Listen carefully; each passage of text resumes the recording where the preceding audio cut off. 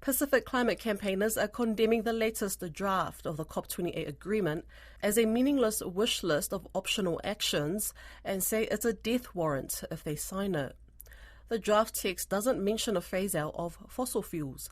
Instead, it lists 8 options that countries could use to cut emissions, including reducing both consumption and production of fossil fuels in a just, orderly and equitable manner so as to achieve net zero by, before or around 2050. Caleb Fotheringham has more. Chair of the Alliance of Small Island States and Samoa's Environment Minister Cedric Schuster told media in Dubai the text uses completely insufficient language. If we do not have strong mitigation outcomes at this COP, this will be the COP where 1.5 would have died. We will not sign our gift certificate.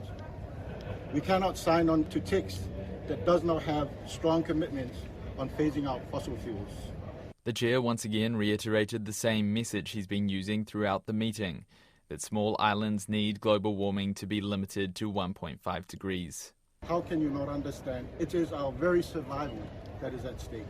This is why in every room our negotiators have been pushing tirelessly for decisions that align with staying under 1.5 degrees of warming. Other actions outlined in the text includes tripling renewable energy capacity by 2030, rapidly phasing down unabated coal, and scaling up technologies including those to capture CO2 emissions to keep them from the atmosphere. But there was no mention of a phase out of fossil fuels many nations have demanded.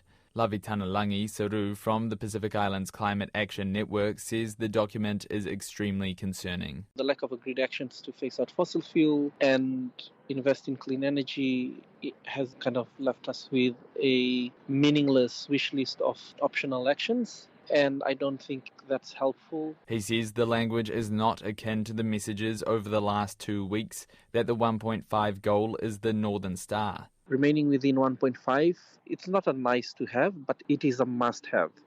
And COP28 must deliver a set of science-based action in response to the global stocktake that can take all countries back on track to deliver on the goals of the Paris Agreement. Oil Change International's David Tong likewise says the language is disappointing. He warned the remaining part of negotiations will be messy as countries work to complete a final text. We've been calling for a comprehensive energy package, and what we have here is a pick and choose menu, a buffet full of dead rats. David Tong says he has seen the tactic before of dropping a weakened text 24 hours before the outcome and then giving a better one on the last day. The meeting finishes on Tuesday Dubai time.